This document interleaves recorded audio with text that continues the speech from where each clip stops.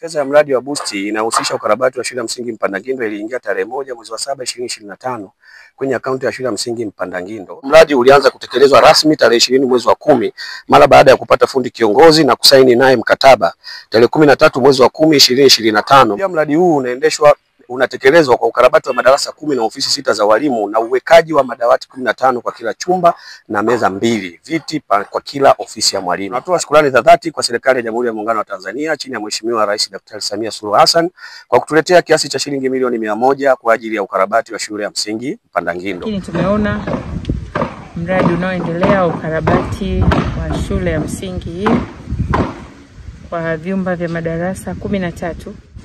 Lengo ya kuwatembelea ni kuona namna bora ya utekelezaji wa mradi huu, lakini pia kuendelea kuwakumbusha chini ya mkurugenzi mtendaji kuendana na muda wa mradi, lakini malengo, lakini pia ukarabati ambao utakuwa kwenye viwango tarajiwa, viwango vya thamani ya mradi, thamani ya fedha kwa malighafi zinazotumika, lakini pia ujuzi, lakini kuona namna gani jamii yetu inaendelea kushiriki kwa sababu miradi hii ni ya wananchi, na tunashukuru sana serikali kwa kuwezesha miradi hii kuweza kutekelezwa.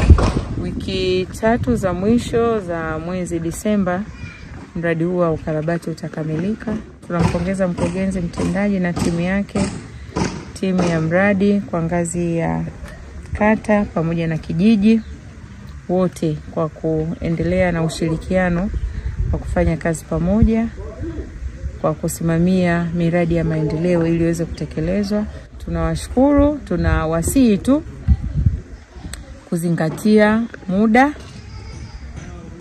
uliowekwa kwa ajili ya ukamilishaji wa mradi, lakini pia kukumbuka kuzingatia viwango vya ujenzi vilivyowekwa katika standardi zote. Mimi naitwa Desteris Komba.